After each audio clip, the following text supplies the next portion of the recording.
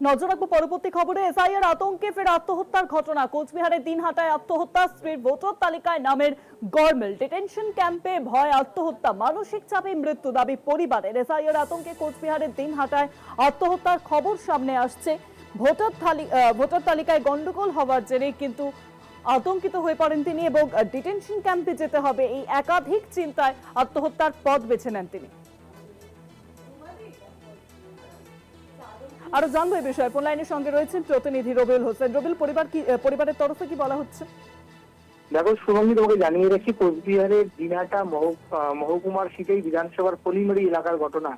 যিনি মারা গিয়েছেন সুভাষ বর্মন নামে এই ব্যক্তি, তিনি কিন্তু পেশায় গৃহশিক্ষক এবং এলাকায় কিন্তু তার বেশ সুনাম রয়েছে। এবং গতকাল রাতেই তিনি কিন্তু গলায় দড়ি দিয়ে এই একেবারেই জীবনের চরম সিদ্ধান্ত নিয়েছেন এবং পরবর্তীতে পরিবারের লোকজন তাকে দিনহাটা মহকুমা হাসপাতালে নিয়ে আসলে সেখানে কর্তব্যরত চিকিৎসক তাকে কিন্তু মৃত বলে ঘোষণা করেন।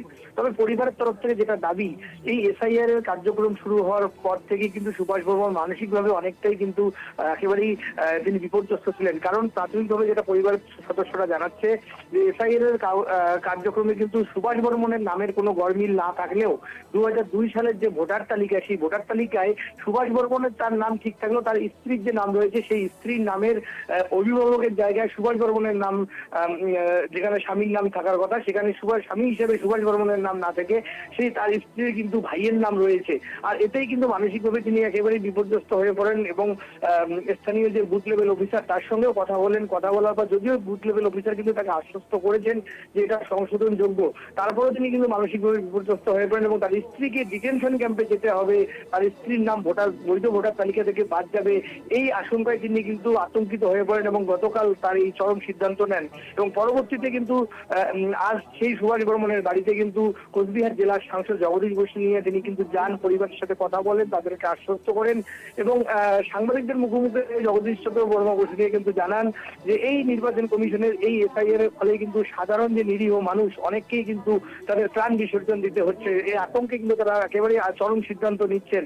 আর সেই তালিকায় কিন্তু আরো একজন সংযোজন হলো এই যে সুভাষ বর্মন বিরাটার তার যে বিধানসভা তিনি কিন্তু বিধায়ক ছিলেন এক সময়, সেই বিধানসভারই কিন্তু ভোটার এই সুভাষ বর্মন। এবং তিনি আরো জানান যে পরিবারের পাশে তারা সবসময় থাকবেন। তবে তোমাকে জানিয়ে রাখি, এর আগেও কিন্তু দিনহাটার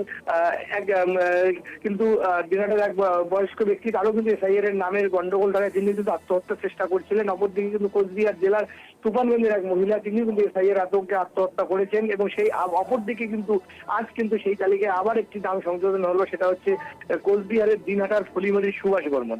শুভাঙ্গী, অনেক ধন্যবাদ রবিউল। ফোন লাইনের সঙ্গে ছিলেন প্রতিনিধি রবিউল হোসেন।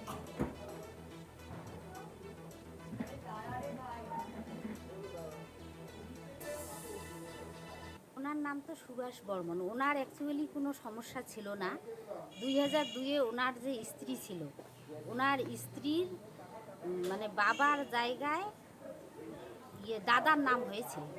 এইটুকু সামান্যতম একটু গণ্ডগোলের জন্য উনি মানসিকভাবে টেনশনে ছিলেন।